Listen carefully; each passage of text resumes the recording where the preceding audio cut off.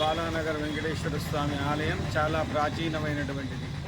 ఈ దేవాలయంలో పుష్కర బ్రహ్మోత్సవం పూర్తి చేసుకొని ఈ సంవత్సరం నిన్న కళ్యాణ మహోత్సవం జరిగింది. ఈరోజు భగవంతుడు గరుడ వాహనం పైన ఊరేగింపు చేస్తున్నాడు. దీన్ని తిలకించి ప్రజలందరూ కూడా చరితార్థులు జై శ్రీరామ.